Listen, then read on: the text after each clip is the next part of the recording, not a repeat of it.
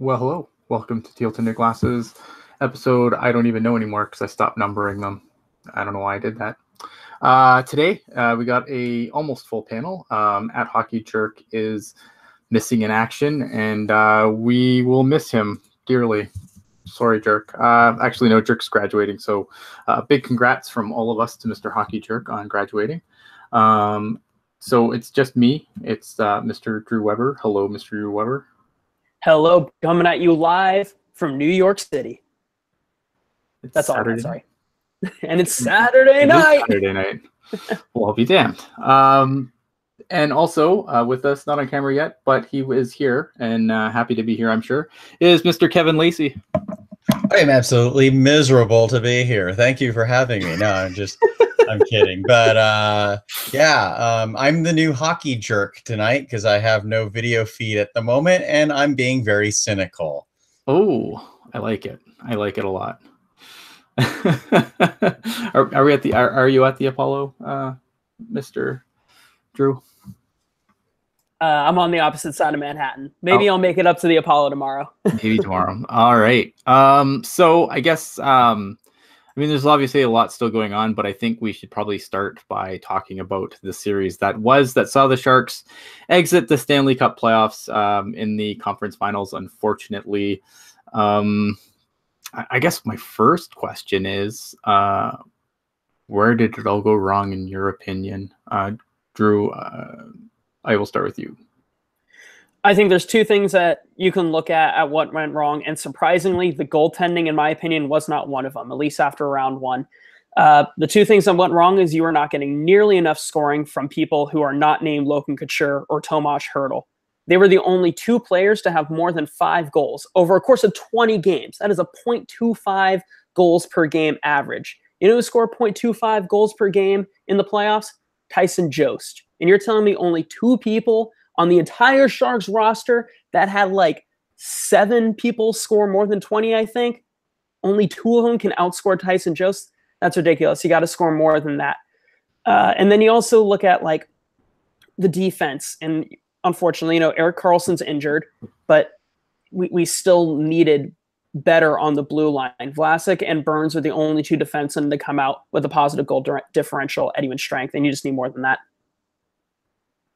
It's a good place to start. I like it. I like it a lot, actually, especially when you consider, you look at I think after game 3, the Sharks had 1 goal in 9 periods or something stupid like that.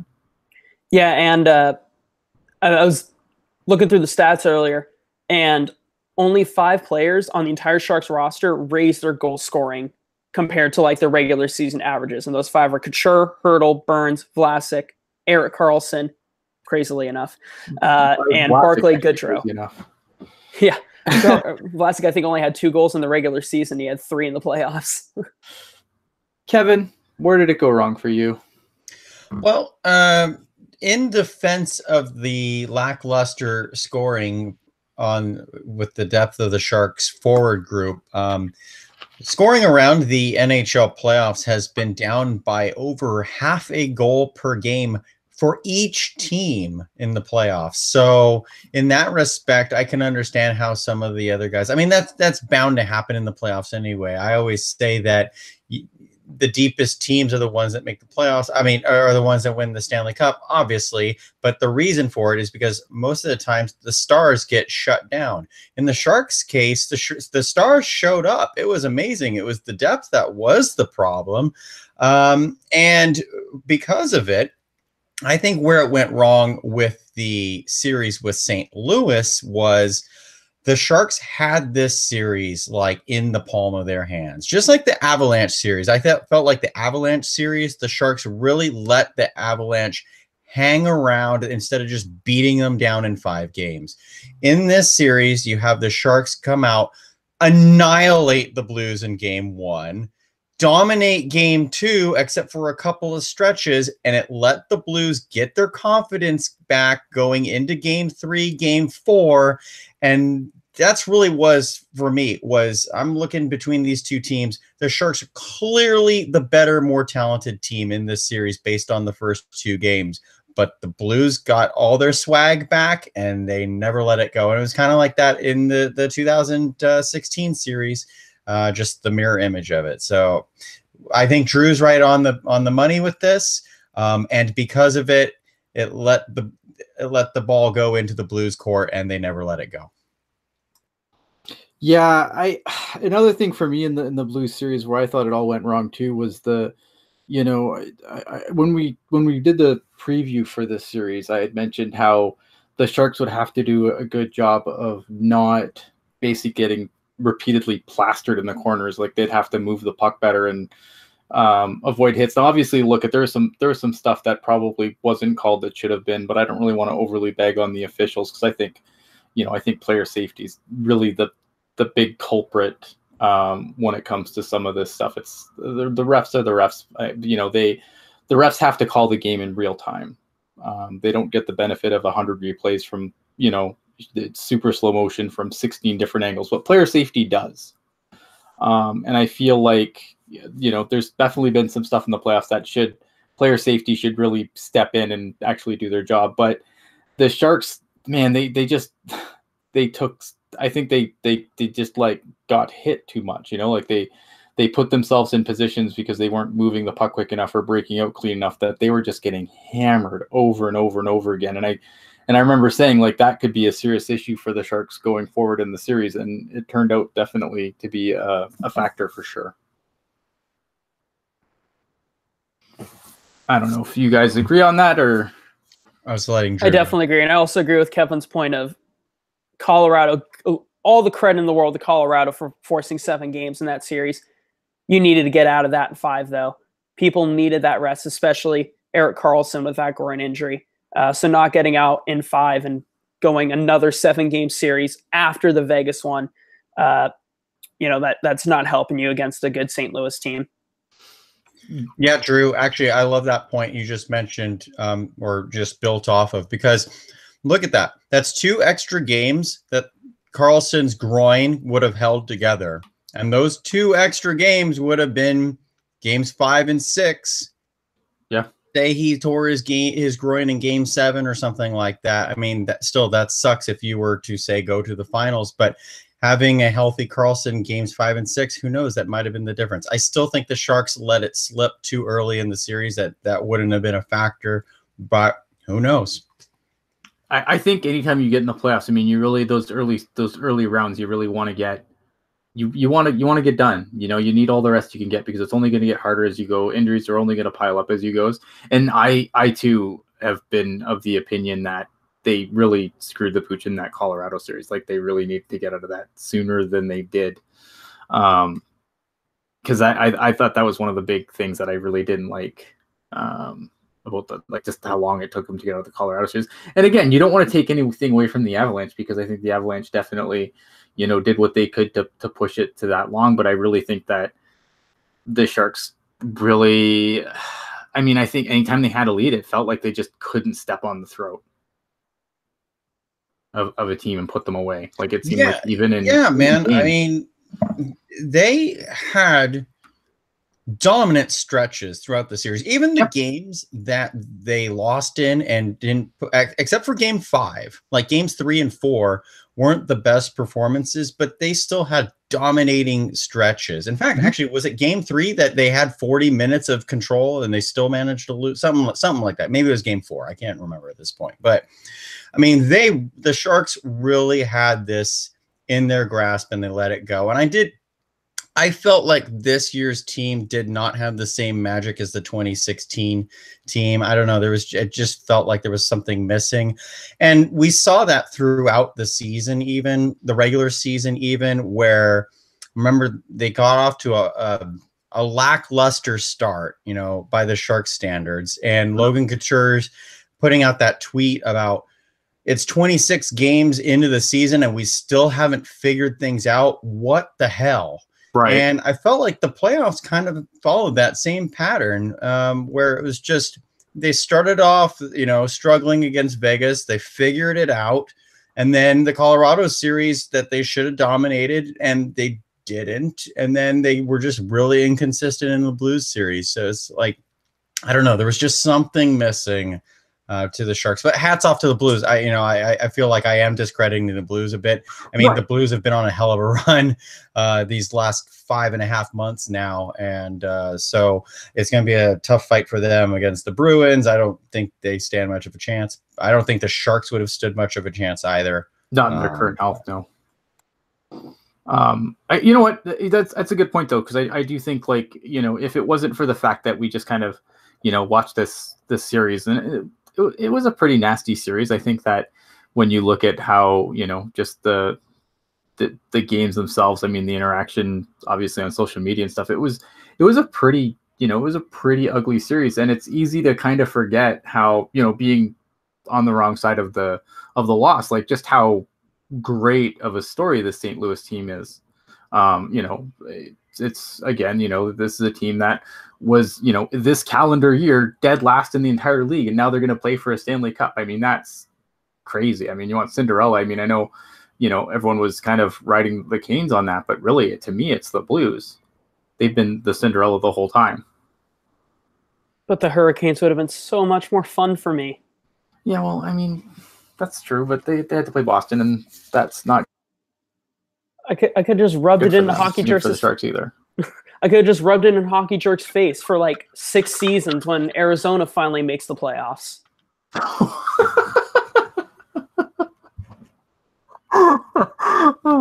And you know, the interesting thing to me about I spent this morning rewatching our season preview that we had with Paul Gackle, and one of our main topics of conversation was you miss the playoffs if you falter in the first 20 games, but you don't make the playoffs in the first 20 games. Right. And Paul even busted out the stat. I don't remember the exact figure he used, but I mean, it was something astronomically against the teams that were out of the playoff picture at Thanksgiving. Yes. And those teams don't even reach the finals. You know, they don't make the playoffs. They certainly don't. I actually what it was. It was like 3% of teams out of the playoffs in Thanksgiving reached finals. And yet here we are at the end of May, and the St. Louis Blues are in the Cup finals. So it was like we reverse predicted it to happen, or we jinxed it or something.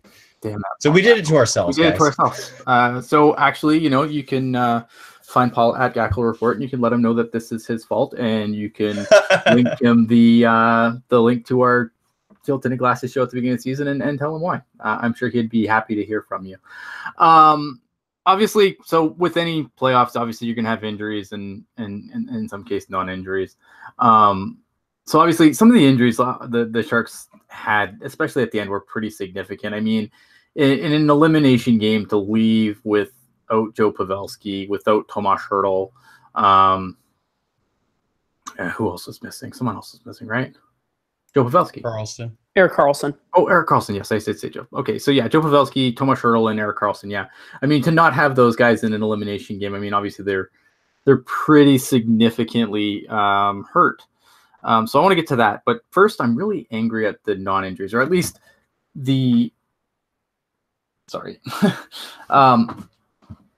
at least the non-injury, at least so he says, because the Sharks don't release an official injury list. It's kind of up to the players to be like, you know, to tell the media, okay, yes, I'm hurt. And Evander Kane says that he was not hurt.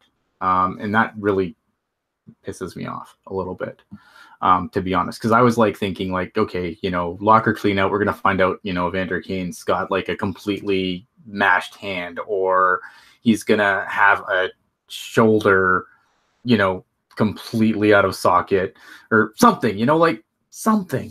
God. But no, apparently Evander Kane just said, you know, he slumped at the wrong time. I mean, man, I'm really angry at this now. I just love how angry you are that Evander Kane is not hurt. Like, God damn it, why aren't you hurt? Come on, man. Yeah, that's like the double minor penalty for high sticking, where it's like, come on, bleed, damn it, 2 minutes. God, yeah, you're a win. Why do you have to be? Yeah, no, like I know that sounds terrible, but at least like there would be an excuse to not show up. Because look at, like, from a hockey perspective, I've personally been, you know, I was on the bringing Evander Kane in bandwagon. I was totally fine with that trade. But I mean, and then following contract, I was still fine with it, because of his age and everything. I thought, yeah, okay, $7 million, it makes sense to me. Like, it's just the way the league is now. I mean, we're going to talk later about, Brock Nelson making $6 million. For sure, Evander Kane's worth $7 at that point. But yeah, I mean, to have him be such a non-factor in the play, especially like, once the Sharks kind of put the Ryan Reeves stuff in the rear view. I mean, that was the last we really saw of Evander Kane. Drew? Yeah, it was just, you needed so much more from him. And I mentioned this, I think it was Cheryl said it before the hangout, or before the stream actually started, was, yeah, he's bringing in some other aspects. He's bringing in the physical stuff and all that, but he's making $7 million a year. He scored 30 in the regular season. You need way more than 2 goals from him in 20 playoff games. It's just unacceptably low. Yeah. Kevin, any thoughts on Evander Kane? Huge disappointment. I mean, I did defend him, saying that he's obviously hurt, and who knows? Maybe he was, and he's just not letting it on. I did think that Evander Kane was extremely beneficial to the penalty kill. So on the defensive side, he did show up, but I mean, that's not what he's paid for. I mean, that's what Barclay Goodrow is paid for, and Barclay Goodrow makes 1/7 of the salary that Evander Kane, is paid. Yeah, that's your Barclay Goodrow. That's your Melker Karlsson. Yeah. I mean, I feel that everyone should be able to play both sides anyway. And that's obviously what the game has drawn to. So, I mean, especially for Evander Kane, a guy who's never really been considered much of a defensive threat, so to speak. I think he leaped bounds this season, but nevertheless, a huge disappointment. And I'm going to save the rest for later, my thoughts on Evander Kane, because I know we'll circle back to this. But yeah, just, I don't know. I did not hear the full injury report. So I did hear Joe Thornton got hurt in game 1 of the Vegas series, and he just played through it. But other than that, what else do we have? I mean, I know Joe Pavelski, 3 concussions in the playoffs? I mean, that's freaking scary. I think he said the Pietrangelo hit resulted in a lower body injury, though he didn't say it was interesting. He said it wasn't a concussion. And Cheryl does bring up a good point in the chat that I do want to bring up as a hammer on Evander Kane. Kane did own it, like he said. I just slumped at the wrong time, but also, he suffered the loss of his daughter before the playoffs started, and mentally, I don't know how I would have dealt with that for, I don't know how quickly one is supposed to get over something like that. Right. Like, so I don't want to, I think that's worth, as we hammer on Kane for money, whatever, it's a fair point, and it is worth stating that, that was there. So I don't know, but I mean, like,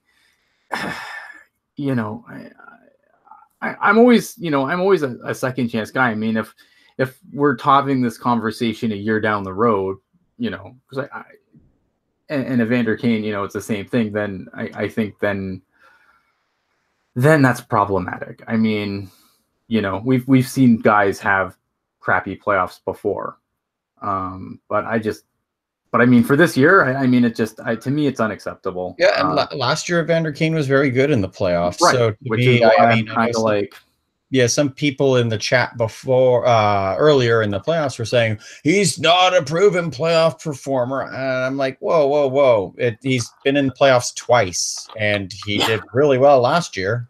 Just this year, the offense didn't come. And I think a lot of that translates to, I felt like in the offensive zone, he didn't hustle nearly as much as he did in the defensive zone. Yeah.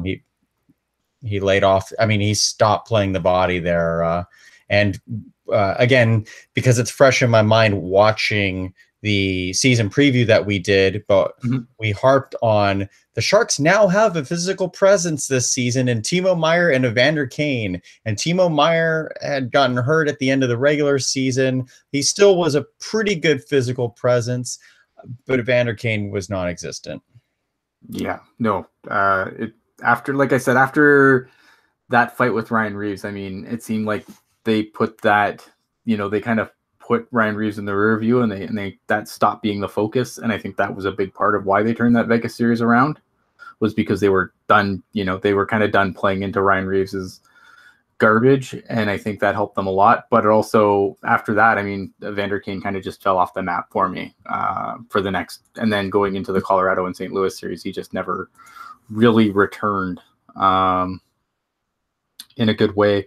I know Hurdle his hand was mangled, which was pretty unfortunate. But I thought Hurdle had a hell of a year. Like, as far as breakout years go, I think, it feels weird saying this, like Thomas Hurdle had a breakout year, but I really think, like, this is, to me at least, this was the best season I think I've ever seen Tomas Hurdle play. Absolutely. I mean, before this season, there was all that, well, is he a winger? Is he in center? And, he performed historically better on the wing. And now this year, he takes over that center position. He's driving play. He's one of the best Sharks, not only in the regular season, but also in the playoffs. And with only 9 of his fingers, not 10 of them.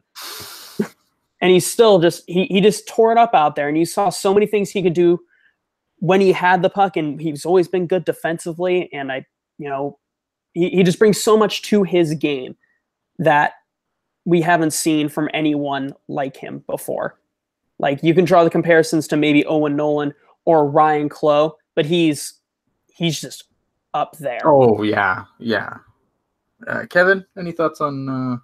Well, yeah, Tomas Hurdle was, to me, the biggest improved player of the season. I mean, and it was what sparked the Sharks' turnaround there from Thanksgiving into February and part of March, and then before it kind of got wonky there. But, I mean, at the start of the year, we're looking at Joe Thornton as our top line center, and we're going, how did this happen? Mm-hmm. How did this happen? Logan Couture is supposed to be our top line center.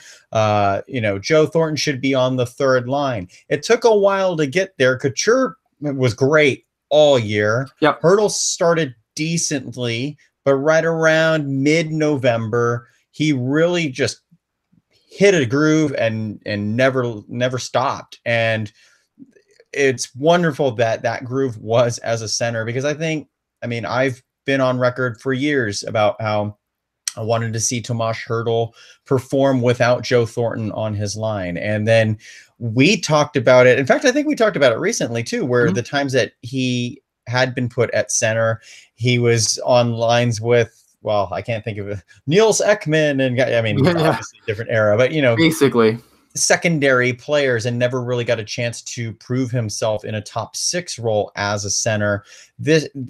He was drafted as a center, so it was a matter of, it should have been a matter of time. Thankfully, it was a matter of time, and just he excelled in every category this year over his previous career. So I think the sky's the limit for Tomas Hurdle, and he's locked up long term now, right? I need to remember that. Now I've got to look. I feel like I know we've talked about his contract. Hurdle's locked up until 2022. Yeah, so it's great that we don't have to have another year of contract negotiations for Tomas Hurdle, another bridge deal or something. I mean, I don't think the confidence came from, I finally got a long-term deal, but no, it's just nice to have and nice to see that he is earning that deal that he got. Yeah, absolutely. So many places you can go here. I was kind of going to go through some names and like kind of do grades, but I kind of rather just kind of hit on a couple more things, and then I think we should really get into what's next. I feel like the what's next conversation is going to be a long one. Absolutely. And we don't want to be here for Teal Tinted Glasses length of Teal Tinted Glasses. Right. Yeah. But I do want to get like where you guys are at with Peter DeBoer, because I think Peter DeBoer, in my opinion, also was a pretty significant factor to the Sharks not being able to go all the way. I feel like Peter DeBoer burned out players that he needed to have longer. I mean, I think in some cases, like there are some guys like Marcus Sorensen, for example. I think that he kind of called out and said, he needs to be in better fitness because he was pretty gassed. But like at the same time, I mean, his inability to play some guys that he just wouldn't play, that had to be in the lineup for whatever reason, or just be Joachim Ryan, just didn't play enough minutes to alleviate some of the stress on, an injured Erik Karlsson, Brent Burns, who looked just out of gas by the end of the playoffs. You can go down the line of guys that just probably didn't have as much in the tank as you would hope they would have, being in the conference final, just so close to the Stanley Cup final. I don't know, like I kind of frustrated, because I know that obviously making the conference final, like that's going to be considered, at least in the organization, that's going to be considered a successful season. And obviously, I don't think anyone's looking too closely at pretty much anything at this point as far as like coaching, management, whatever, which, I get it. That's fine. But to me, man, like, I don't know. I'm not looking forward to 3 more years of Peter DeBoer. Yeah, I mean, you really hit the nail on the head on that one with how he handled the defensive situation. Unfortunately, Radim Šimić goes down. He's your rock. He's your guy. You're putting next to Brent Burns, and he's doing a great job in his first year in the NHL. And then you're forced to put in Joachim Ryan, who last year, remember, we wanted him in over Paul Martin. We had a lot of faith in Joachim Ryan that last year. And then this year, he doesn't get the chance to play as much. And then DeBoer loses all trust in him. He plays him for, I think, 3 minutes or something in game 1 of the Vegas series. And that's an ongoing thing, 3 to 5 minutes, which means you're putting more minutes on Brent Burns, who already eats a ton of them. And you're putting more minutes on Erik Karlsson, who's playing with an injured groin and probably shouldn't be skating as much as he is. And I think that reluctance to play Joachim Ryan and not just trust him and the team around him really did a number on those top pairing defensemen.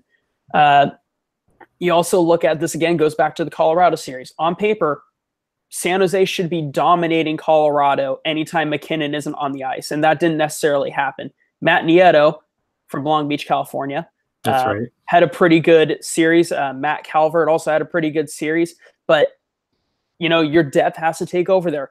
Let Hurdle shut down Nathan McKinnon and let Joe Thornton's line, let Logan Couture's line just absolutely tear up the bottom pair or the bottom lines of the Avalanche, and it just didn't happen.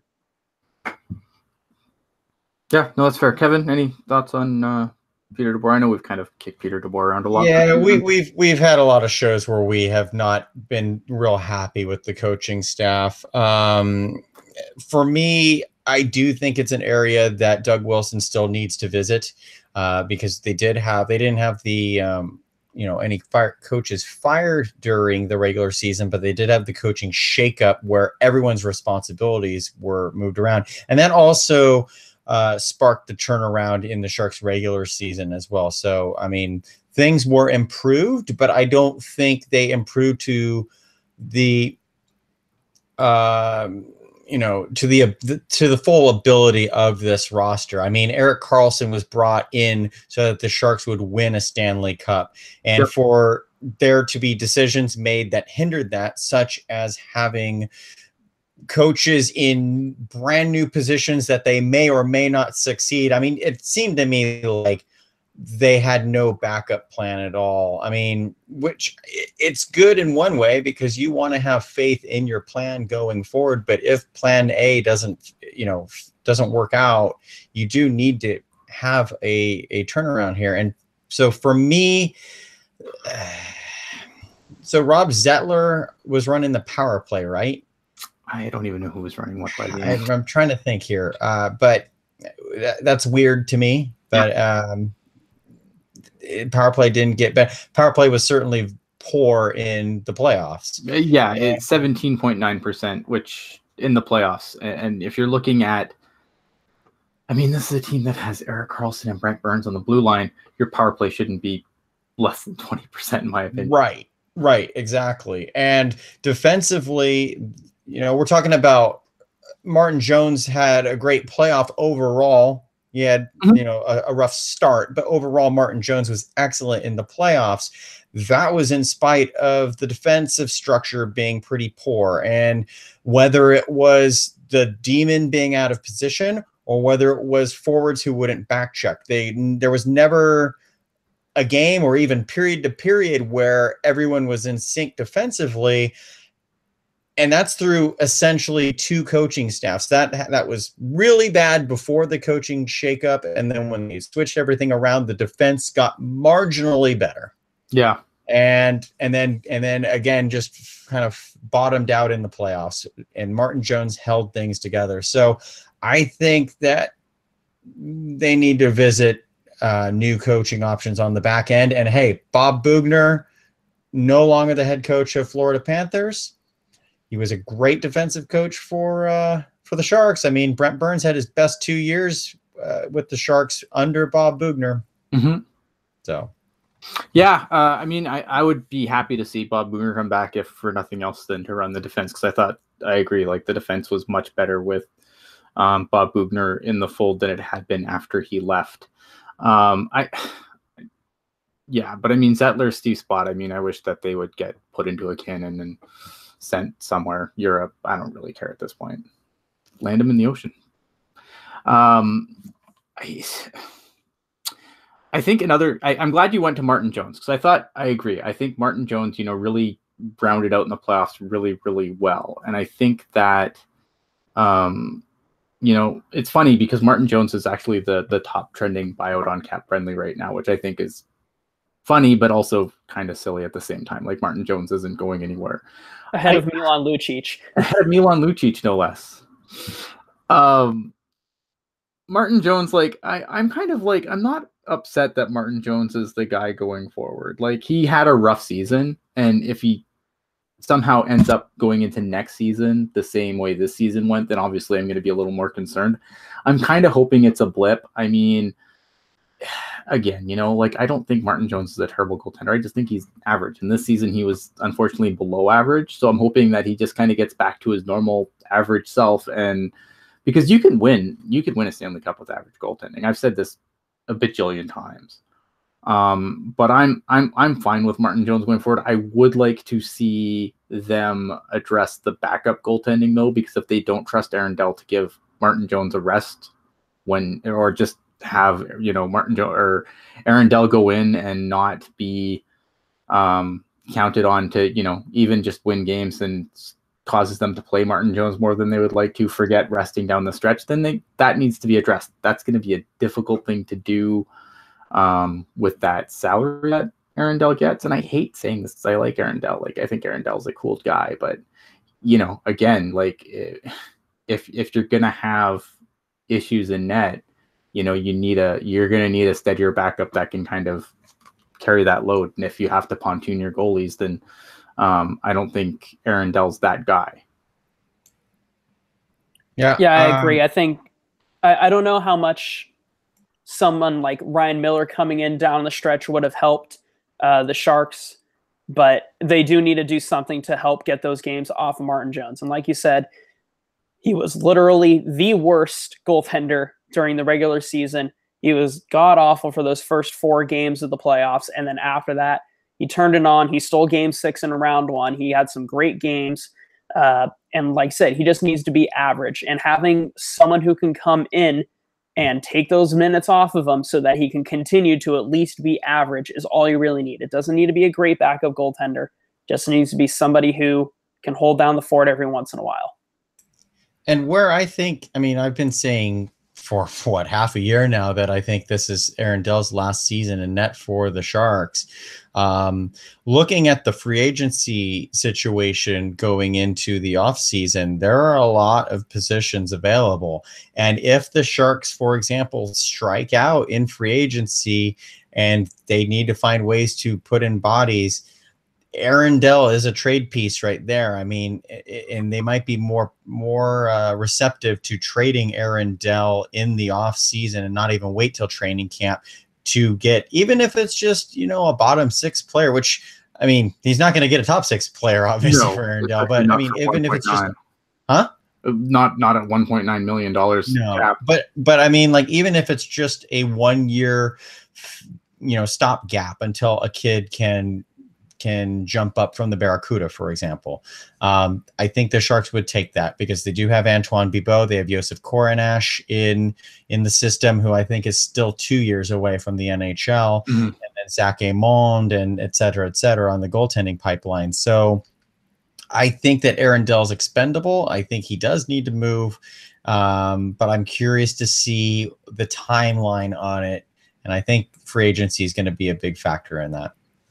Yeah, I mean, for me, because I think, you watched what happened to Toronto this last offseason. I'm not putting Antoine Bibeau with, maybe I don't think you could have the same cachet as, let's say, a Curtis McElhinney, who is more of a proven commodity. But like, if I'm the Sharks, I mean, I kind of, if I don't want to lose Bibeau, I would kind of, maybe you put Bibeau as the backup. I don't know if Bibeau is going to be that guy that's going to give you the thing, but the steady minutes. But he has performed well at the AHL level for the Sharks, and I really feel like, if you want Koronash to kind of be that guy going forward, you need to give him more starts instead of punting him with Bibeau in the AHL. So yeah, I think he needs to be the true number one starter. He needs to prove himself as the true number one starter in the AHL before we're considering Koronash in the NHL. Right, and I think, but to get there, I think that having him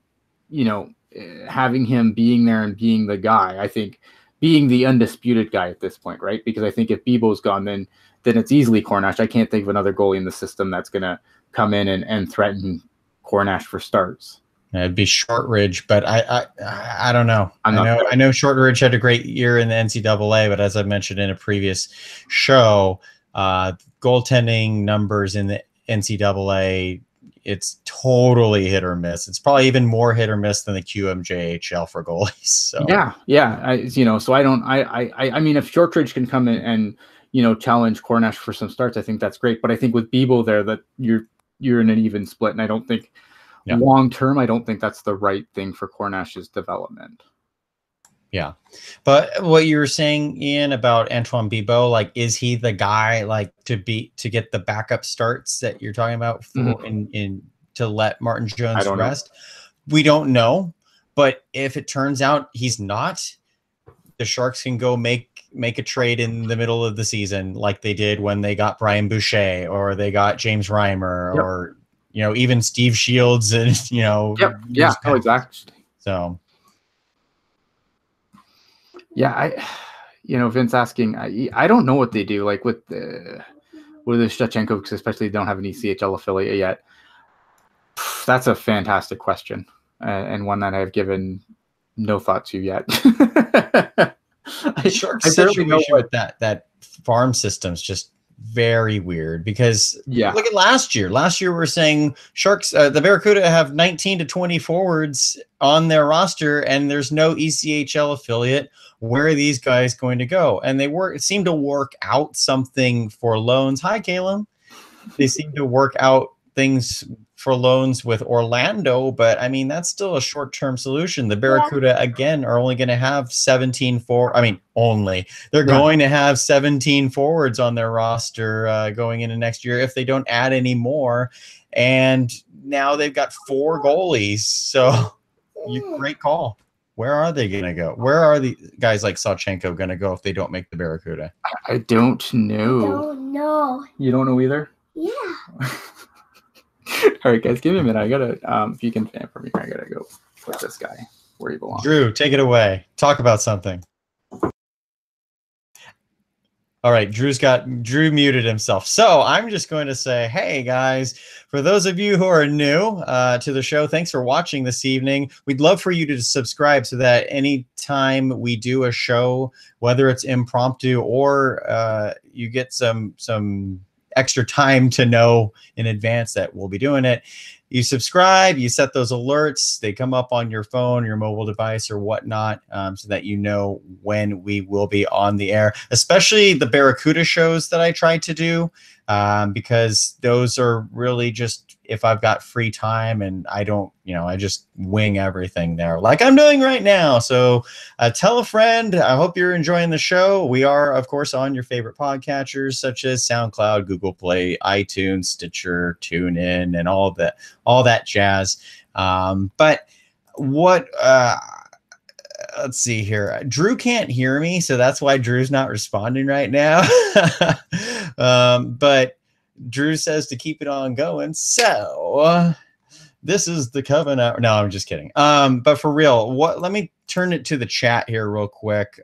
Because I know someone mentioned, oh, okay, here you go. TL, for example. How is San Diego and Chicago going? See, we're already switching the AHL. We will get back to the Sharks momentarily here once we get everybody back on board. But San Diego and Chicago, right now, that series is tied 2 games apiece. Much to my surprise, we talked earlier in the year about how Barracuda, of course, were off to such an amazing start in the Pacific Division and then kind of faltered. And then they did their job to clinch a playoff spot, but it was a toss-up between them and San Diego in round 1. San Diego handled the Barracuda easily there. And then they took care of business against Bakersfield, who did eventually win the division. So San Diego firing on all cylinders. They won in double over. No, I'm sorry. They lost in double overtime last night to Vegas's affiliate, the Chicago Wolves. So that game, game 5, actually just started about 10 minutes ago at Pechanga Arena in San Diego. So, yeah, Drew's a little bit behind, but Drew, you can, if you want to say something, go ahead and just interrupt me and I'll stop. But and then the Eastern Conference, since I was talking about the AHL, updating you guys here. Toronto is down 2 games. I just said 2 games to 3. Charlotte is up 3 games to 2 on Toronto. That's the Hurricanes and Maple Leafs farm systems. Of course, the Marlies are the defending Calder Cup champions, and they're facing elimination here. They play game 6 tomorrow in Toronto at Ricoh Coliseum. So Ian is back, and I've just been updating everybody on the Calder Cup situation, which I do want to just mention real quick also. Remember at the start of the year, you mentioned how the Maple Leafs lost Curtis McElhinney and Calvin Pickard due to waivers, and they're like, what are we going to do about our Marlies goaltending? And it was like, well, Kazimir Kasko should have never been in the ECHL in the first place. And he has dragged the Marlies to the Eastern Conference Finals. So there you go. Again, whiny Toronto fans. Am I right? That's my hot take. All right, guys. Sorry about having to be a dad there for a second. All right, so I guess the big question, and I'm sure everyone's tuned in right now, is to figure out where the hell we go from here. Because I think this offseason is probably, no BS. I think sometimes, some things can get overhyped by saying weird things. But I think this is a really pivotal offseason for Doug Wilson and the San Jose Sharks. There's a lot of, there's a lot of different things that are going to happen. The cap crunch is definitely there. So I'm going to start. I know where people want me to start, but I'm going to start with the RFAs quickly, because I think that's to me, this is the X factor in the whole offseason. It's what's Timo Meier and Kevin Labanc going to get. And, if they get too much, or if I don't think either are eligible for arbitration, but if, is this going to be a situation where they sign a guy and then one of these guys ends up going because they're a juicy, trade piece, kind of like Setaguchi was when Setaguchi was moved. He got a pretty team-friendly deal and then was moved right after. So, I mean, Timo Meier, I can't even imagine what Timo Meier is going to get, but I think Timo Meier is where I would like to start. What do you guys think that we should expect for Timo Meier, and how much is too much, and what would just be, obviously we know what too much is, but are you guys seeing a bridge deal here? Do you think they just lock him up? What's your thought, Drew? I'll start with you. I think it's going to be hard to get Timo Meier to go for a bridge deal, considering what kind of season he just had. Like, an agent isn't going to want to go for let's do another show me deal because he just scored nearly 30 goals. So I think they're going to try to lock him up for probably around, my guess would be 6 years, 5-6 years, I think. In terms of money, I don't know, because I don't know how hesitant Doug Wilson's going to be to attach a large dollar amount to someone who had a really good season, but has only done it once.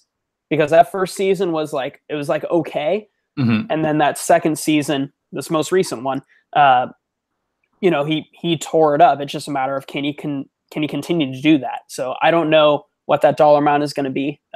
Kevin might be able to speculate a little better than I can. Well, man, it's really hard because to your point, Drew, Doug Wilson is not typically a guy who will throw out big money until players have proven themselves. Unfortunately for Mr. Wilson, around the NHL these last 2 years, the young guys have gotten their Skrilla.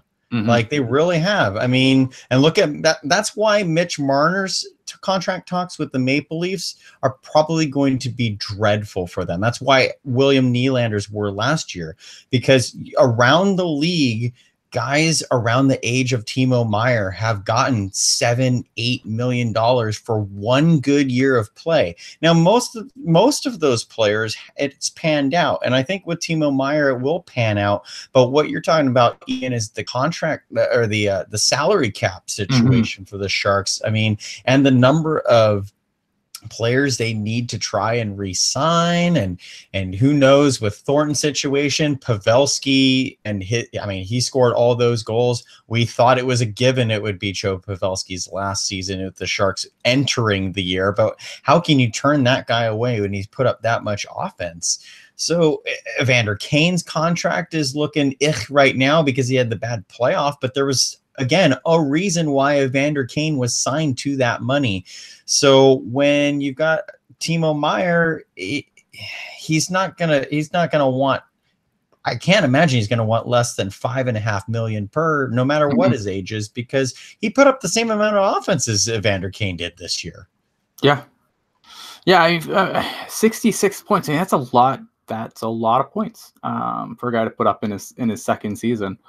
You know, I mean, it just out of his draft year. I mean, the only guys that put up more, obviously a few guys put up more. I mean, Kyle Connor, who was tied with, but then everyone else that's above him in this list, you'd be like, yeah, okay, that makes sense.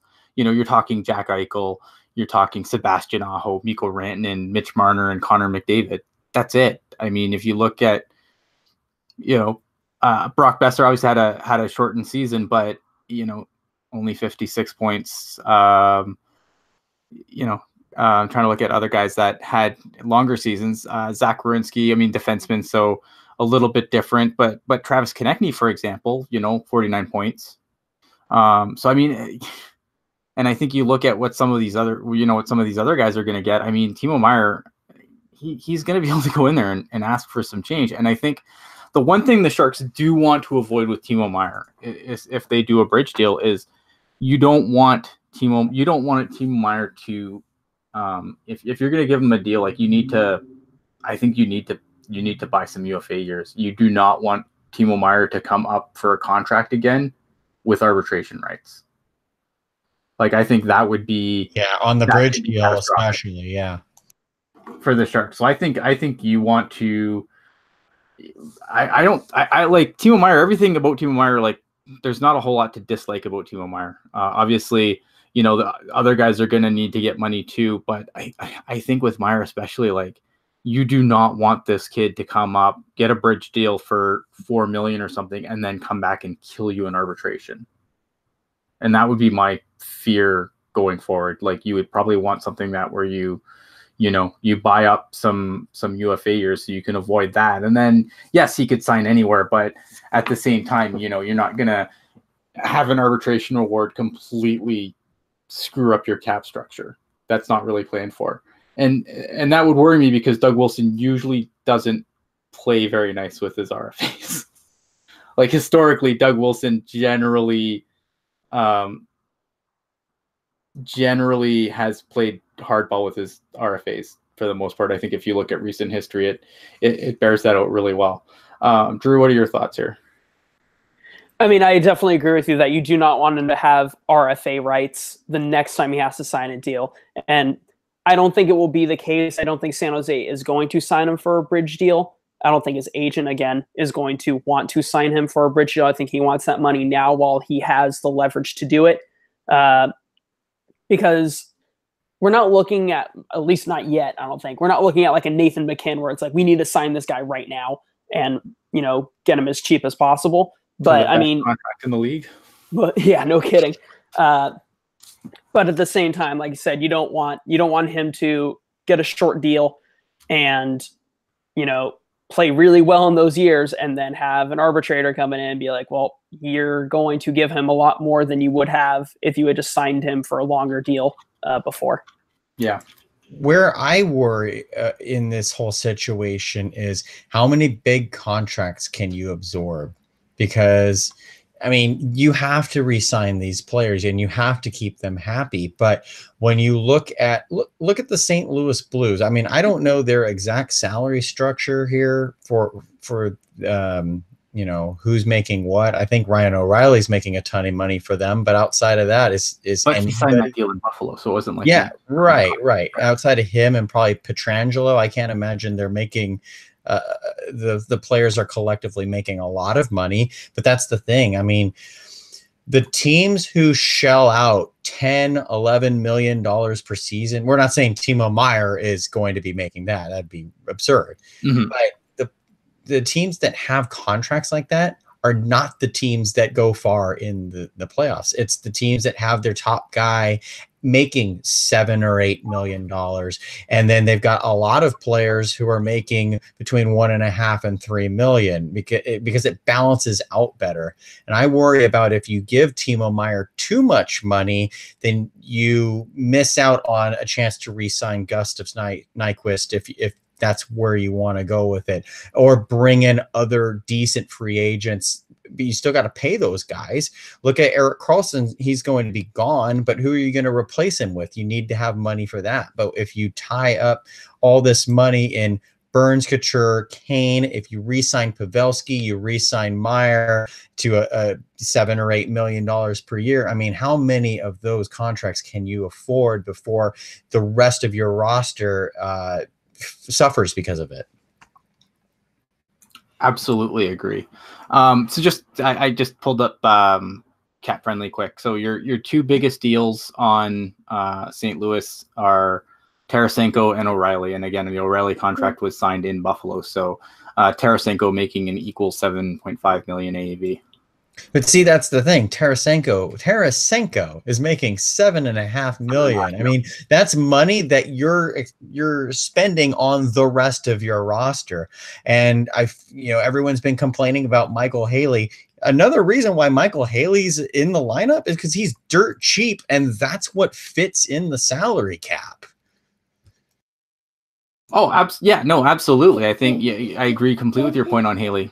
Because that's why you bring a guy in, because not only did some of the other cheaper guys that you brought in didn't work out, which I think is another issue. Obviously, I think like a guy like Suomela didn't pan out the way we had hoped he would. And that's the same for a couple of depth players. I thought that the fourth line center position was Dylan Gambrell's to lose, and he lost it. And so I feel he lost it to Suomela and Chartier, who then lost it to ... Yeah, right. No, exactly. Like we went through this revolving door of people that never fit in, and then we finally brought up Michael Haley, who Peter DeBoer trusts. Silliness, but it is what it is. Drew, do you have anything to add here, Drew? Well, pull up the next point here. No, go ahead and go to the next one. Sorry, it's been hard for me to follow with only being able to hear you and not Kevin. Yeah, it's okay. Well, I was going to say in the chat, Phil mentioning, why would you re-sign Gustav Nyquist? I wish Hockey Jerk was here because he was going to make the biggest case for why Gustav Nyquist should be re-signed. I don't know how you guys felt about him there, but I'll throw it to you, Ian. But for me, Gustav Nyquist was a nice fit. As far as I felt like just he gelled with the team really well.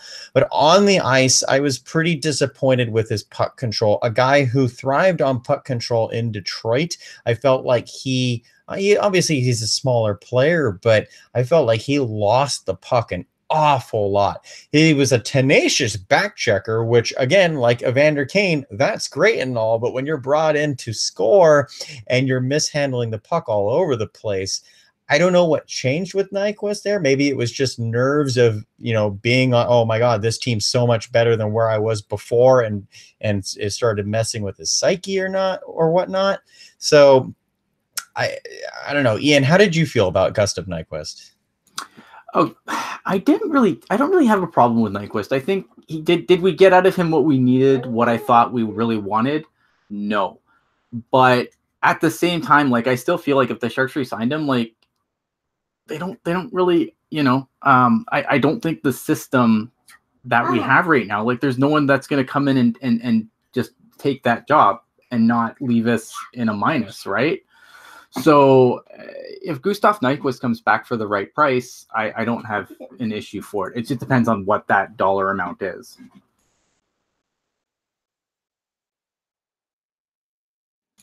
Yeah, sorry. The good thing with Nyquist is he's on the right side of 30. At least he is at the moment. So, I mean, I'm open to re-signing him. It's just, it was a little disappointing on the production that we got out of him, or the lack of production that we got out of him. He was solid in Detroit, putting up a good year, and then he came to San Jose. I think he only scored 2 goals, and again, you wanted more than that after the deadline, and then was basically a non-factor in the playoffs. But, I mean, here's the thing. The Sharks are in a very weird spot with what next season is going to look like. If you have the opportunity to sign someone like him, even for a short amount of time, I don't see the harm in rolling the dice on him. Yeah, I look at the system, and I don't know who is gonna take, like, who's gonna be that middle 6 guy next year. That's the problem I have. So I mean, and it obviously it depends on who else signs. I think, before we get, I kind of wanted to get to Kevin Labanc first before this, but since we're here, I don't know, like, if Gustav Nyquist comes back for the right price, then we're good. And I'm fine with that. It's just, is that going to happen? I don't know. Yeah, I don't know. And also in the chat, Rob asked, well, actually, no, let me go to what you just said, Ian, about, like, who can step up. I mean, is Barclay Goodrow a guy that can step up and play, like, on the third line? Well, maybe. I just hope it's not a situation where he has to be the guy because he's someone we already have who's cheap enough that we can throw into the third line. Like, I worry about overspending and being too top heavy and whatnot, but we'll see. So in that respect, if Goodrow gets called up, who takes over the fourth line job? I've been on record for a while saying Alex True will be the 13th forward next year for the Sharks. And again, Alex True will be certainly cheap because he's still on his entry-level contract with the Barracuda, or with the Sharks, but playing in the Barracuda. So kind of fits in that scheme. What about Kevin Labanc, though? What were you talking about, Kevin Labanc? Just because obviously he has to sign a contract too, and I don't think he can't demand the same amount of money that I don't feel like he should be able to demand the same amount of money that Timo Meier does, but he has put up points. It's not like he's been it's not like he's completely pointless. I'm just curious, like, where do you guys think the line is there? Like, do you think that's the guy who's really going to get hammered by Doug Wilson? Drew? Sorry, I'm jumping back and forth. Can you say that again? Well, I'm just saying, like, I think if you look at guys who are probably going to get really hammered by Doug Wilson being an RFA, I think, Kevin Labanc's going to be that guy that Doug Wilson can play hardball with more than Timo Meier. I just really want Doug Wilson to just be like, well, I'm only paying you to sit in the penalty box and serve too many men penalties, so I'm not going to give you that much. But yeah, I think, definitely way more than Timo Meier. Kevin Labanc is going to get kind of, like, thrown around by Doug Wilson, because really he did well on that third line, kind of dried up in the playoffs aside from those power play points in the Vegas series, actually in Game 7 of the Vegas series. And there's just always been that defensive issue with him. Granted, I thought the second half of the year he did a very good job defensively, but he has had that issue in his own end and protecting the puck and not turning the puck over. He's just not as much of a complete player as Meier is, and he's not producing at the same rate as Meier is. Do I think we should bring him back? Absolutely. I just don't know if he is going to get what he wants to get out of it from Doug Wilson. Fair enough. And Joakim Ryan's screwed, right? Absolutely. Yeah, I'm really concerned about how the Sharks are going to go about plugging the hole that it seems to be will be Erik Karlsson, because Joakim Ryan, obviously, Peter DeBoer won't give him the ice time. Drew mentioned it earlier, and actually, you mentioned it, Ian. Sorry, about the deployment of players and whatnot. Just not good enough. If they're good enough to get you through the regular season, you'd think they'd be good enough to get you through the playoffs. And if they're not, then you have to change up guys. But if you're going to keep the same guys, then use them. And Joakim Ryan is going to have to be used because not only is Erik Karlsson gone, Tim Heed, I can't imagine Tim Heed's going to re-sign. I mean, he starts to get trust from Peter DeBoer, and then he just gets scratched in the playoffs anyway. Well, because he didn't have the right-handed stick. Because he had a right-handed stick? Isn't that what you want? Well, apparently, but because Peter DeBoer was so married to lefty-righty on each pair. Oh, yeah. That Tim Heed would not play over Joakim Ryan for that, just on that reason alone, which to me, I think was just dumb. Even Calum agreed. Calum agrees that it was also dumb. And if Calum agrees, I mean, what can you do? I don't know. Like, it'll be interesting to see because Joakim Ryan does have arbitration, right? So I think if he does opt for arbitration, I can't imagine the Sharks not walking away from whatever he gets. And we've seen the Sharks do that before, where they've let a guy. I could see Joakim Ryan being a guy that they don't qualify just to screw him out of some arbitration rights, and then maybe they circle back and sign him later, like they did. I think it was Dylan DeMello. They did that too. Yeah, and then that was Dylan DeMello. Good call. And then the Sharks are even in an even weirder position because now you only have 4 NHL there were 5 NHL defensemen out of 7 or 8. And one of them is recovering off reconstructive knee surgery. And then you also have Justin Braun, who didn't play very well. I thought Justin Braun was excellent in the playoffs, though. I really do. I know that Drew mentioned he was not one of the players who was on the positive side of goal differential, but I thought Justin Braun did step his game up in the playoffs. But you have to get more out of him next year. You cannot have another year of regression for him, especially if there are 2 to 3 defensive spots already needing to be filled. So one name we've kind of getting back to our UFAs now. One of the names that we've pretty much that we keep circling back to obviously is Erik Karlsson. So we should probably have the Erik Karlsson conversation. I mean, it doesn't look like he is going to be back. What? I don't know. I shouldn't say that. I mean, to me, my gut says Erik Karlsson is not coming back. So I guess my first question is 1, 2, 3, 4, 5. Do you think there's a chance that Erik Karlsson can come back? And not only that, but if Erik Karlsson doesn't come back, how do you feel about the trade?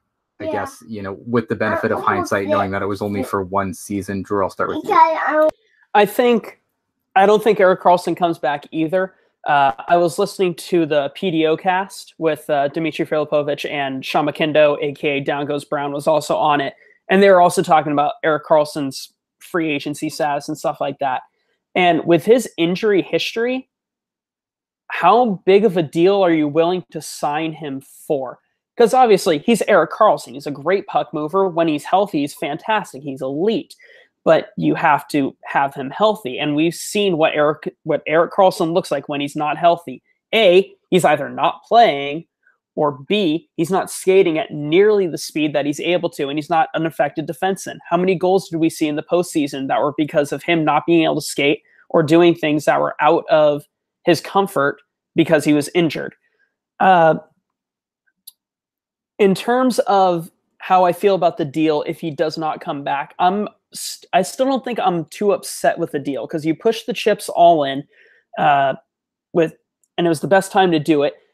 And you don't give up Hurdle and you don't give up Meyer. And I think that was a huge victory for the Sharks by being able to pull off that trade and not give up either one of those 2 people. Now, unfortunately, you give up a really good player in Chris Tierney. But, oh, brother. But I still think I would do that trade every time. I know it's a lot to give up for 1 year, but it's 1 year of an elite defenseman, and it was your best opportunity to win a cup. And unfortunately, with injuries and all that, it didn't pan out. Yeah, and I'm with you, Drew. I think you have to make that trade over and over again. I mean, for one, you have bitter Sharks fans on Twitter and whatnot. Follow us at Teal Tinted Pod, like I threw that in there. But you have bitter Sharks fans online and whatnot saying the Sharks didn't get John Tavares done. Mutiny against Doug Wilson.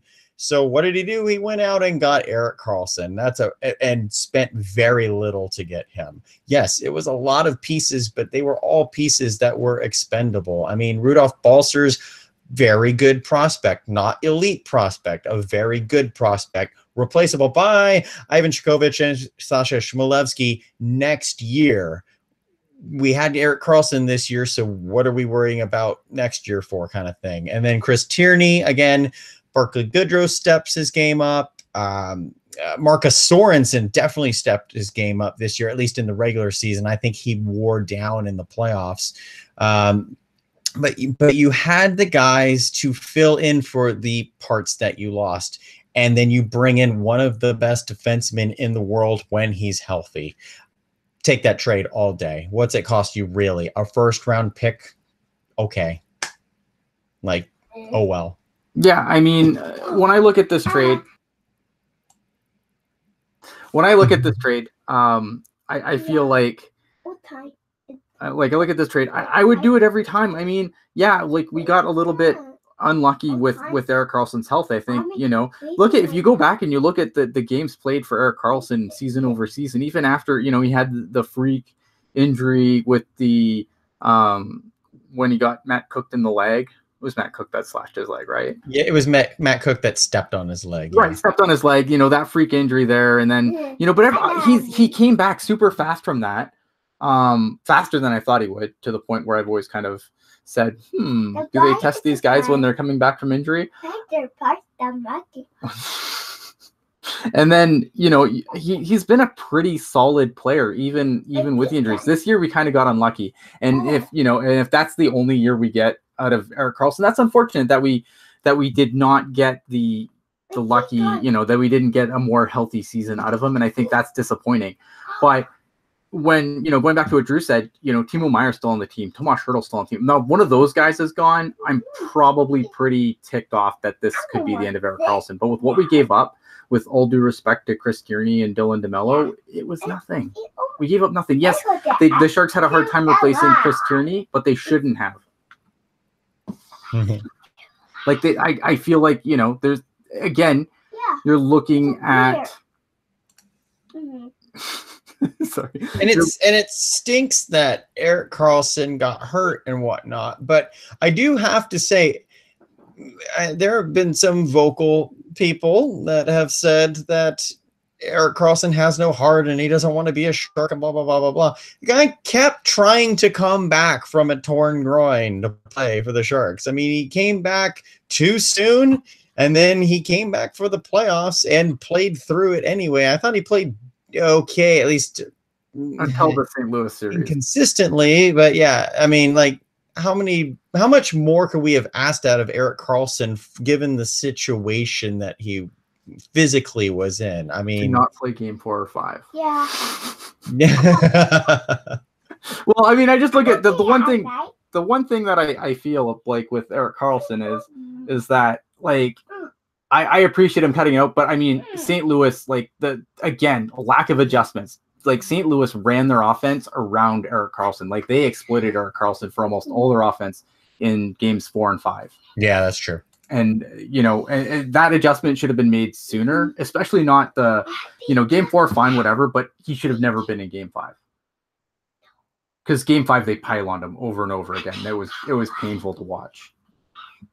And yeah, look at, and, Four Paws bring up point, he came in, the All-Star game was here and he went on and played in a weird, which was kind of weird, but at the same time, I thought it was still it was good for the fans, right? Because I mean, the All-Star game's a non-hitting affair. Yeah, he didn't play immediately after it, but I kind of still tip my hat for him for that, because he didn't have to do that. He could have said, no, I'm injured. I don't care if it's in San Jose. Like I feel like, he came here, he did his job. If he chooses that this is not the place for him going forward, then that's great. Would I take Erik Karlsson back? Someone's going to give Erik Karlsson a stupid amount of money and term. And if that's the Sharks, I don't have a problem with it. And for Erik Karlsson, if it's the 1 year deal, which this year was the only year for him, whatnot, we're talking about salary cap and whatnot. The salary that he's going to command on the open market is going to be way more than the Sharks can afford. Even if they want to afford it, they still, I don't think, can afford it. So I think the writing's on the. I think Karlsson recognizes the writing is on the wall, and that's why he put out the tweet about how he had a great time and seems like it's going to move on, because even if the Sharks want to bring him back, I don't think they can. So I think you see, and that's the thing. I don't think Erik Karlsson. I have a funny feeling Erik Karlsson's going to take less money to play somewhere where he thinks he can win. Obviously, the rumor. There's obviously rumors of possibly going to the Lightning. And I just wonder if I don't know. I don't. That's the thing. I don't think Erik Karlsson coming back is far fetched, because I don't think he's going to end up getting all the money he wants, because he's going to have to make sacrifices if he wants to go to some of these teams that he's been attached to. Drew, what are your thoughts? The thing is, given the cap situation, the thing you have to consider is, if you're signing Erik Karlsson, what are the chances of you signing Pavelski? And it's one of those, you're probably going to get one, but you're not going to get both. So I'm kind of warning what y'all are thinking with, who are you going to keep? Karlsson's younger. Okay, he's an elite level defenseman when he's healthy, but we saw what the Sharks look like without Joe Pavelski, especially at the end of the regular season. And he's a huge part of this team. He's the captain of this team. If you only have to go after one, or you can only afford to go after one, who you guys rather keeping? Yeah, see, that's the thing. For me, it's a good segue to Joe Pavelski, because I think that's the tough one. That's the tough one from a heartstrings to, because here's the problem, right? Yes, we got 40 points. We got way more out of Joe Pavelski than I think we thought we would this season. But at the same time, this is a body that's turning 35 that is starting to show the amount of wear on those tires with Joe Pavelski. I'm scared. My biggest concern, and I've kind of been on the even all season, I've kind of been on the, if Joe Pavelski wants the term and the money, you walk, and I'm still there. I think that as much as I like Joe Pavelski, if his nose is really disjointed because Evander Kane wants $7 million and he wants a piece of that, it's a little too rich for my blood with the wear on those tires and the age taking into consideration.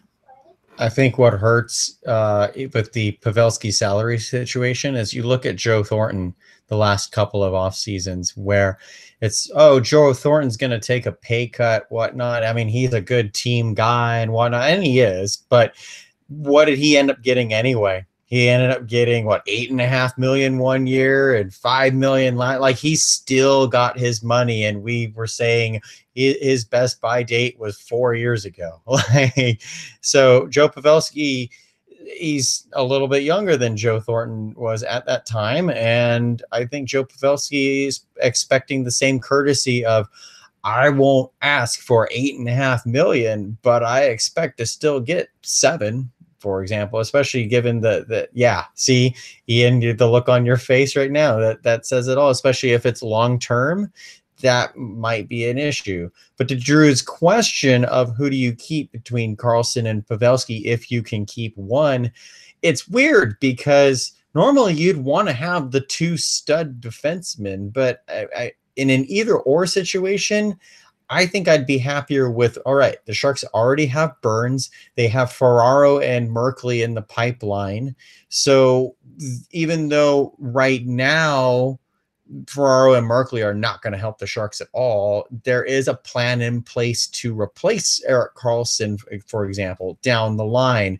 Joe Pavelski, you've got some forward options. I mean, Shevlevsky is definitely the best of the option, but then you've got Pavelski's leadership. I mean, he's freaking Captain America. I mean, how respectful of a nickname is that? I mean, because it's not just Sharks fans who love this guy. I mean, around the league, this guy has garnered the respect for being such a late round pick and just throwing his heart out there every time he's out there.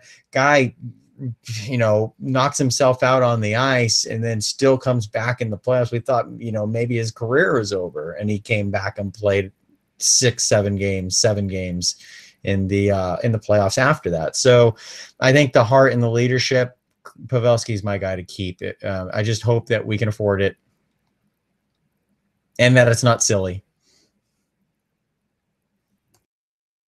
Yeah, I don't know. I hear, I get it. I understand what Joe Pavelski means to this team. It's just long term. I mean, even like looking at another guy who we thought would be a Shark for life in Marleau. I mean, he even had would Marleau look good?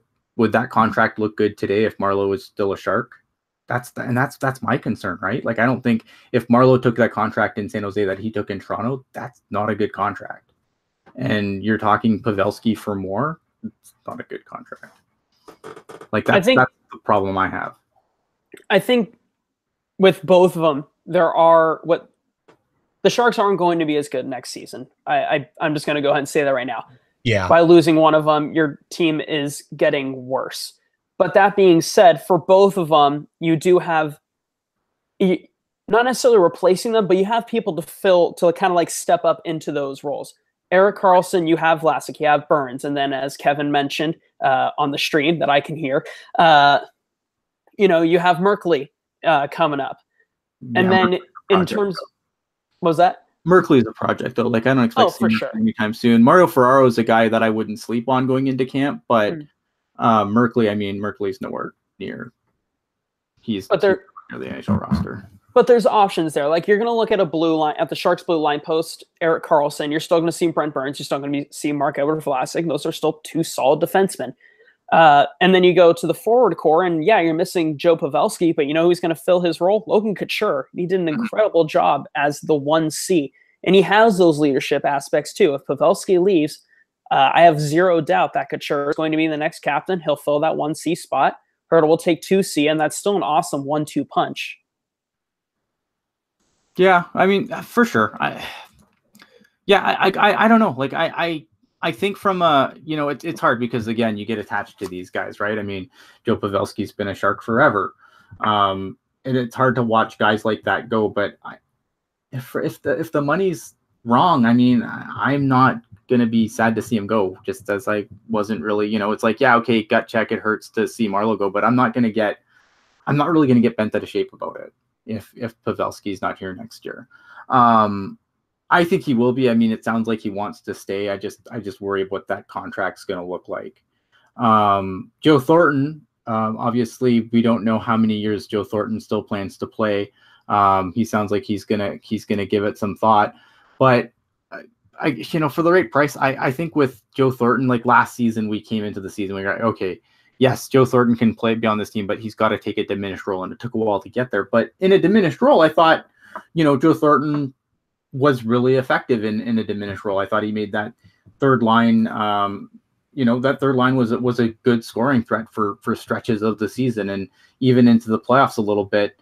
He was able to help that to help get some offense from that third line when some other guys basically dragged them along, kicking and screaming basically. But he helped them get some offense there.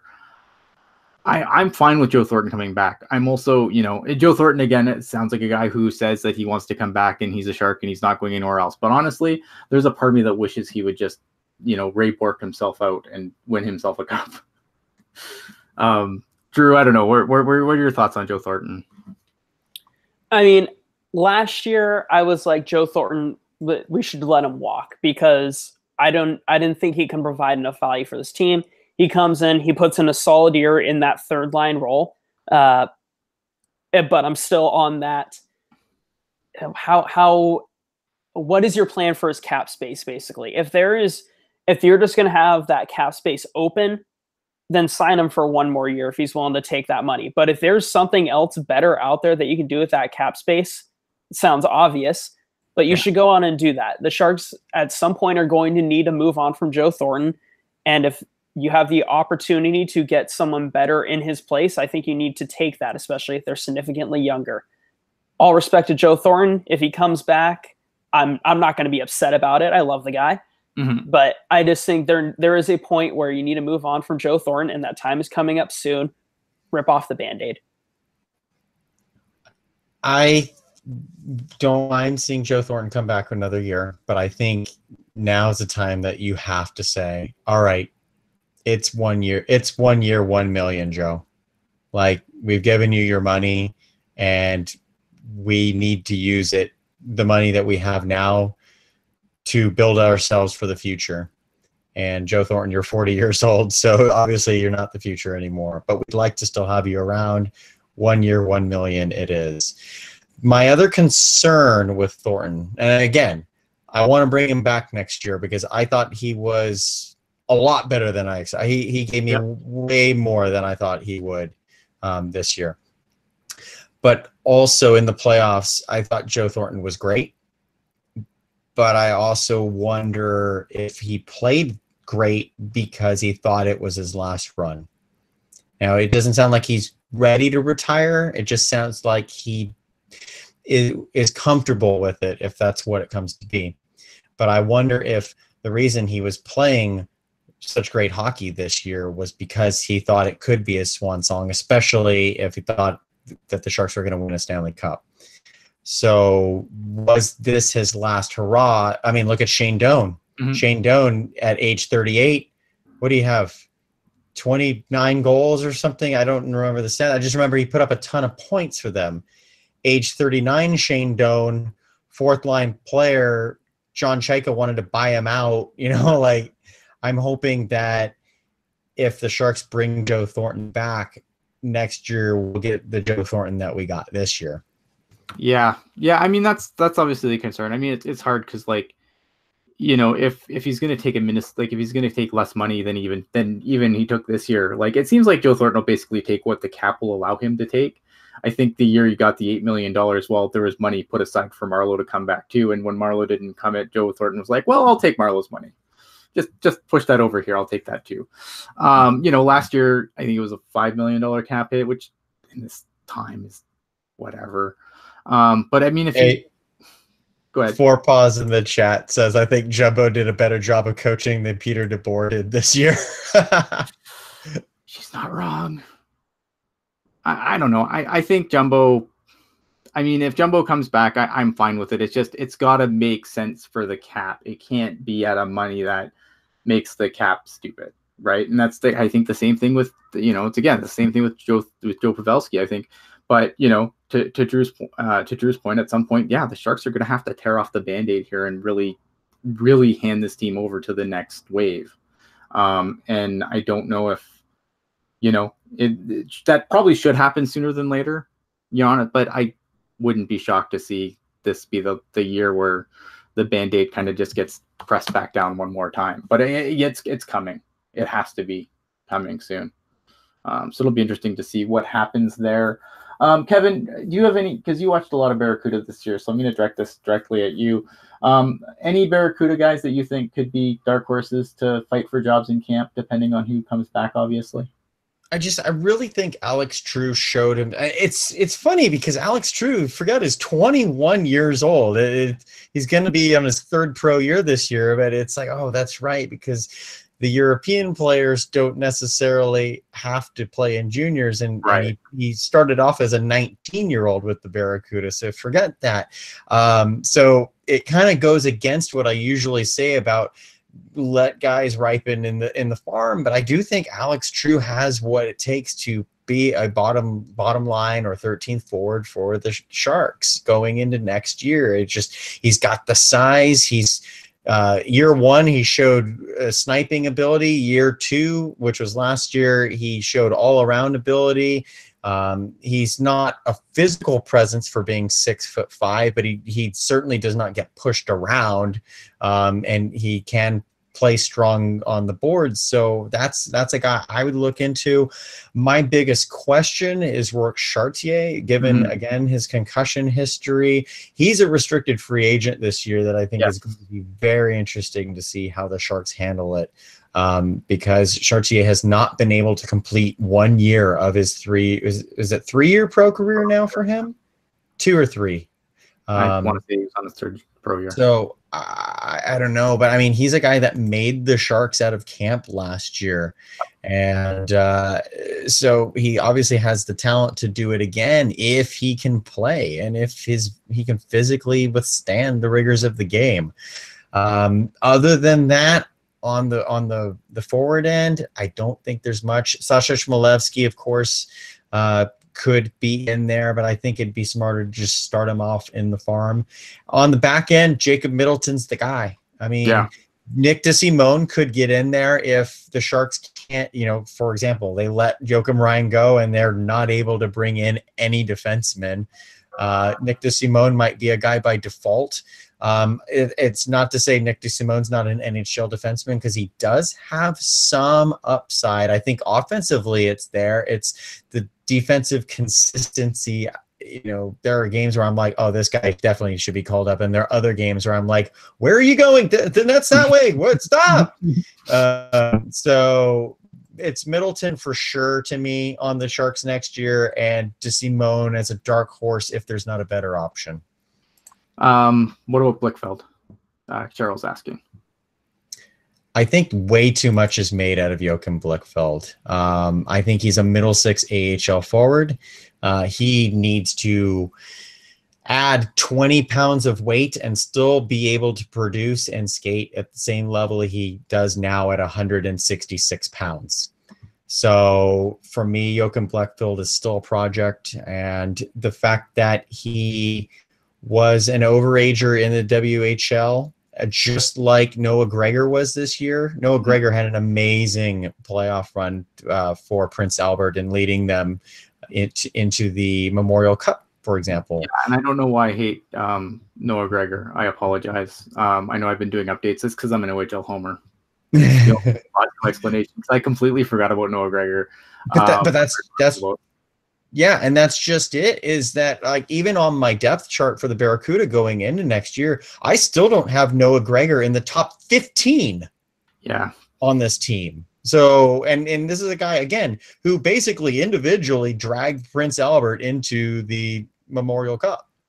He had a great year, but again, he was overage. That's what he should be doing playing against guys who are 3 years younger than him. Yeah, it'll be interesting to see. Like I like Noah Gregor. I only hate him because I just forgot he was on Prince Albert. I don't actually hate him, but I apologize for that, because I know I was really following Chmelevski, and I was bringing up Chmelevski a lot on the podcast, but I completely neglected poor Noah Gregor all this time. So for that, I apologize. That is my bad. Again, sometimes I get tunnel vision, and I was really focused on the 67s run in the But Chmelevski's the best prospect we have, to me, easily. So yeah, no, I agree. And that's not true. But this was more like an oops than I was not purposely ignoring Noah Gregor's run. I just kind of whatever. Noah Gregor's team got put out in the round robin. Unfortunately, the WHL is now 0-12 in round robin games over the last 4 years of the Memorial Cup, which is pretty crazy because the W was the league to beat for such a long time. So for them to have that futile of success rate in the Memorial Cup the last 4 years is pretty crazy. I think the last I want to say the last team 4 years. Yeah, I mean the last WHL team that might have moved on into the thing might have been the Kelowna with Rourke Chartier leader and Drysdale. Maybe that's a little further behind, but so don't quote me on that, but it's possible. All right.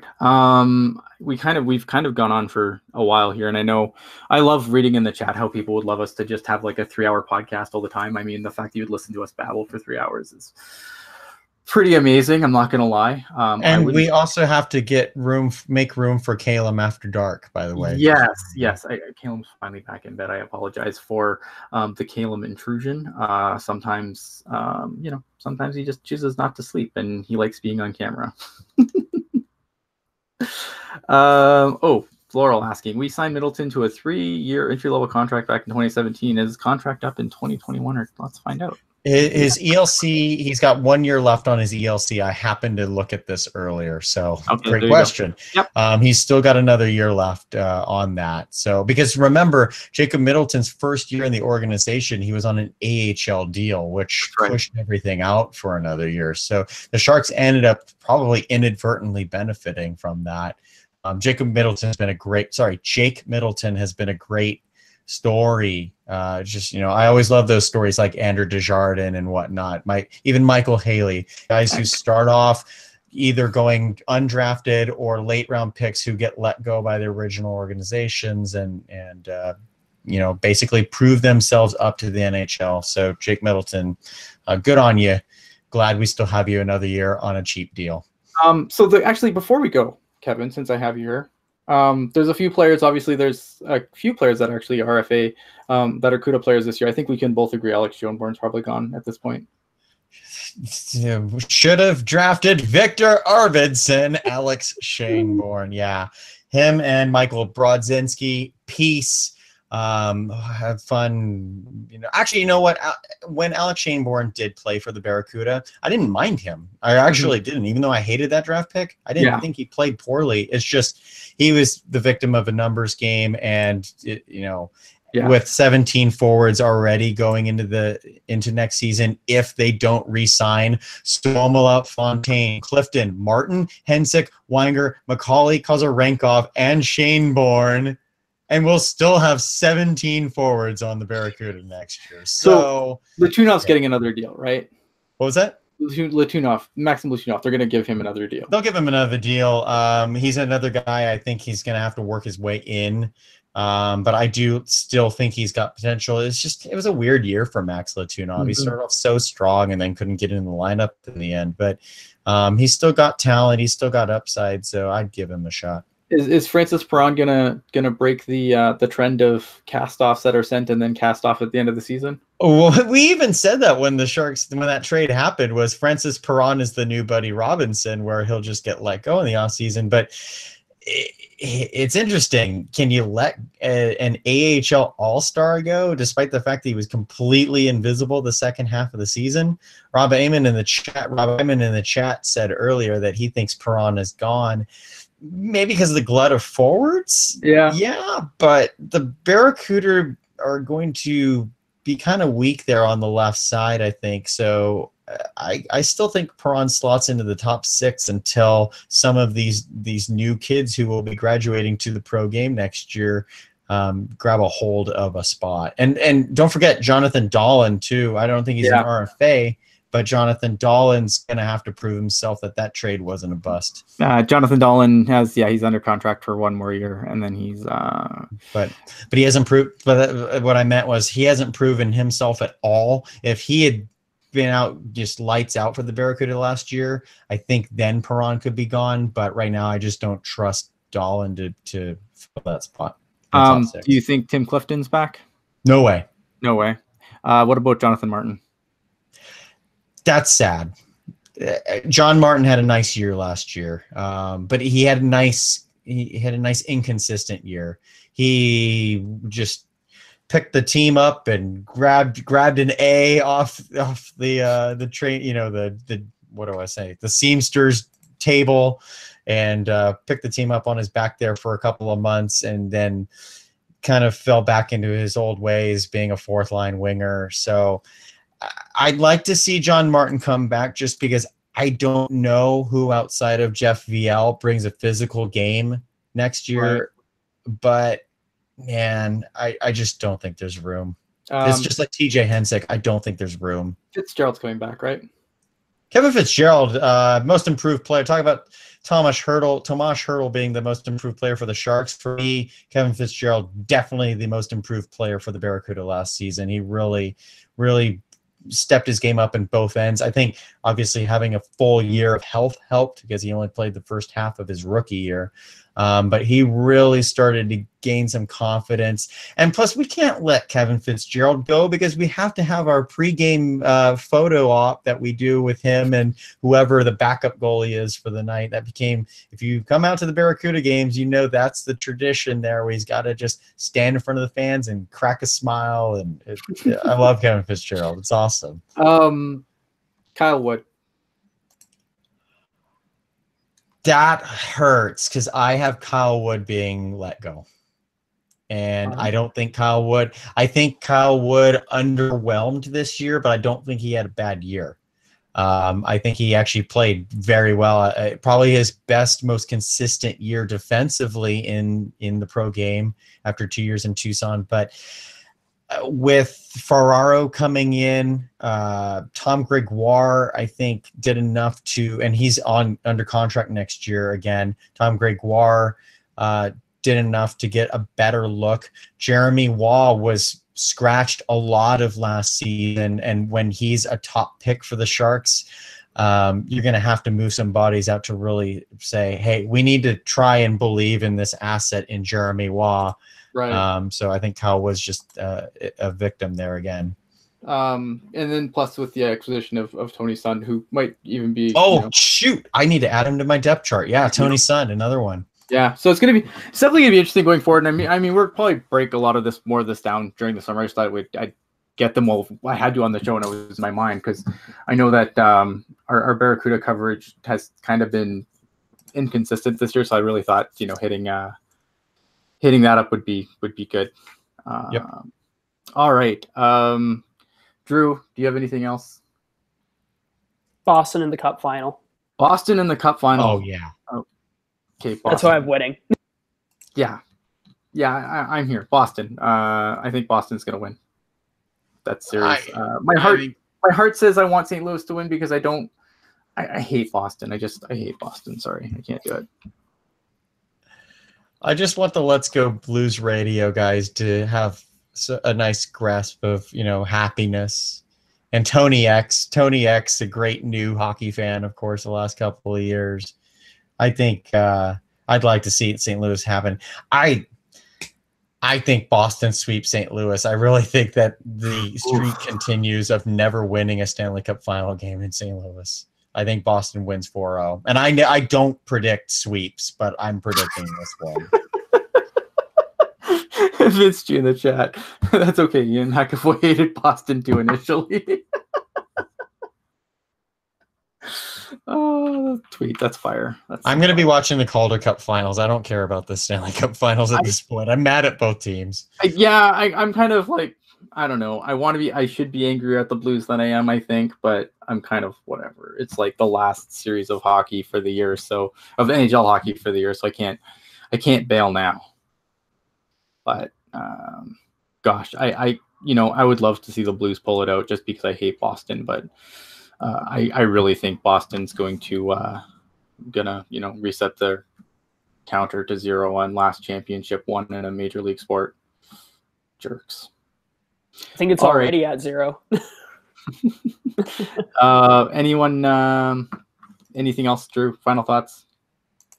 Follow me on Twitter at puck_over_glass. I still hate the guy who has the name without the underscores because he has like 6 followers. Just get out of the way.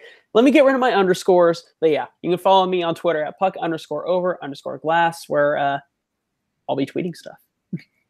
Sounds good. Kevin, final thoughts. I'm the same thing, Drew. I mean, I can't tell you the number of times I've told Twitter, who's at Kevin Lacey and why has he not logged in since 2013? Why does this profile still exist?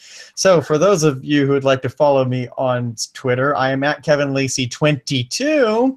And my final thought to wrap up the season for the Sharks is that it was good, just not good enough. The inconsistency is what did this team in from start to finish.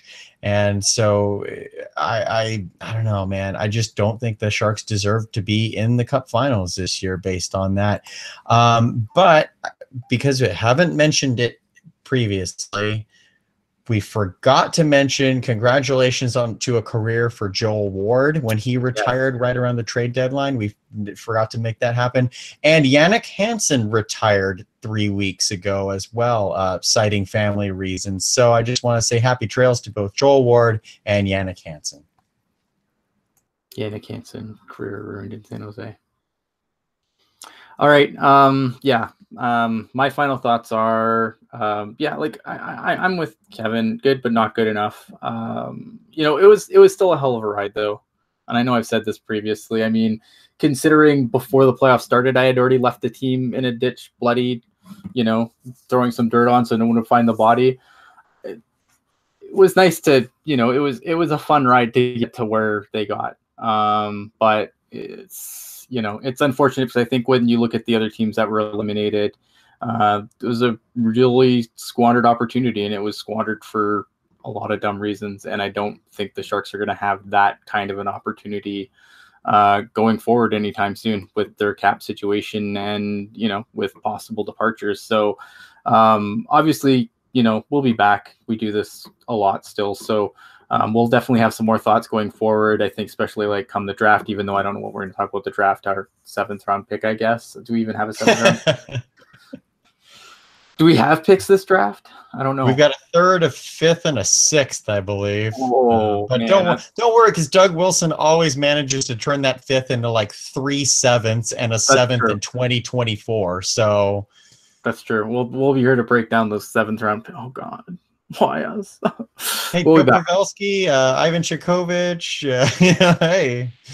Yeah, look, I mean, we'll be around to break down things as they happen. The draft, free agency. I mean, look at who knows? If the Sharks decide that if they walk away from a couple of guys, maybe they're a bigger player than we think they are for a player we wouldn't see coming. Like, I don't think we saw Erik Karlsson coming. Like, I was like, oh, that's a nice idea, but I never really thought it would become an actual thing. And then, we got him. So who knows? Maybe we'll have something cool like that to discuss down the road. And Doug Wilson can work some wizardry. Maybe he does nothing. And maybe this team is crazy. Can I think about a t-shirt with a TTG pod graphic on it, please? Yeah, I can think about it for sure. I need to crunch some numbers to make that work. But I'm sure that's something we can do. I just need to put some change away. Other than that, guys, thanks for watching. You can always catch us here on YouTube. So if you haven't subscribed yet, please subscribe. Hit the bell so you know when we're going to be on, because sometimes we go on at weird times that we don't advertise good enough. And also, check us out on the audio stream. If you can't always be here on YouTube to watch live, or you don't want to watch the replay live on YouTube, then go back to, you can always go to the audio stream. You can find us on SoundCloud, iTunes, Google Play, Spotify, TuneIn, all the usual suspects. We're definitely there. Just search for Teal Tinted Glasses. Thank you so much for sticking with us. It went probably a little longer than we thought we would, which we always do, but you guys seem to love that. So have a good night. I hope you enjoyed the show, and we will see you when we see you next.